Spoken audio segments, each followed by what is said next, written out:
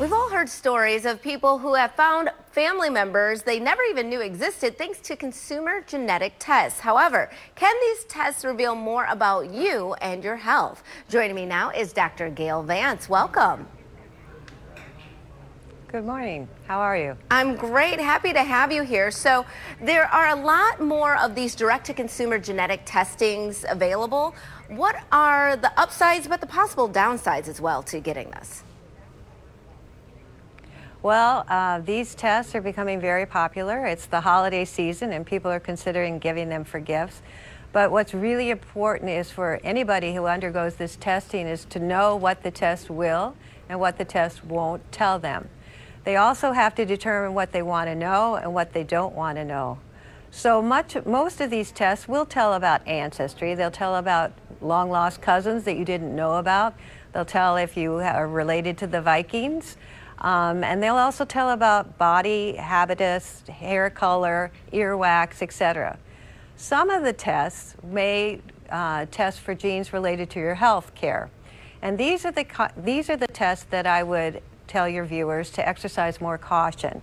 And the reason I say that is because, one, you want to make sure they're accurate, and two, you want to interpret them in the context of your own personal and family history. The other point about that, when I say interpretation, is if you have a test for breast cancer and the company's testing for 3 of the mutations and you're negative for those mutations, you may have a false reassurance that you're negative for an elevated risk for breast cancer when in fact you may not be.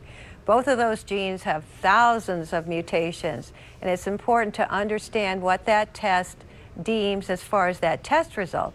This is why I would recommend, if you do have a health-related test result, that you talk with a medical professional about that.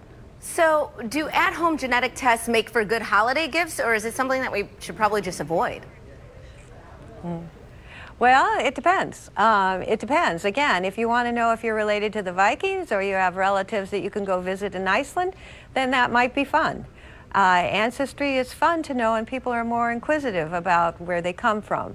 If you want to know about hair color, earwax, that might be fun too.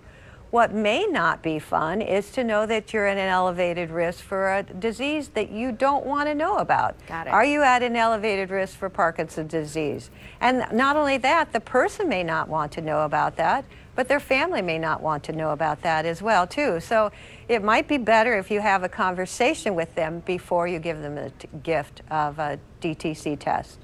So one of the things that I hear about a lot when people are submitting their DNA tests or trying to get their DNA test results, they're wondering if their personal information is going to be secure or if these companies can share that information.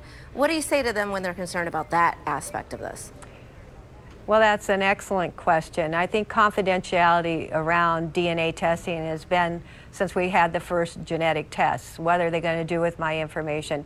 Will they share it with insurance companies? Will this make me vulnerable for getting health insurance? That's a very important question. So each of these companies may have different rules that they follow. I mean, the federal government has set standards, so they must follow those. But it's really important that your viewers understand that they need to go to the website or call the company and see if that company will release those results to insurance companies. Will they use those results in research? Just what will happen with those results. All right, Dr. Vance, where can people go for more information? Well, there's a really good website that people can go to. It's called yourpathologist.org. Okay. And if you go to that website, you'll find different videos, one on DTC testing, but also there's resources such as how do I interpret a pathology report. Okay. So it's good educational material. Wonderful. Dr. Vance, thank you so much for being with us. We really appreciate it. And we'll be right back with more Midday Maryland right after this. Stay tuned.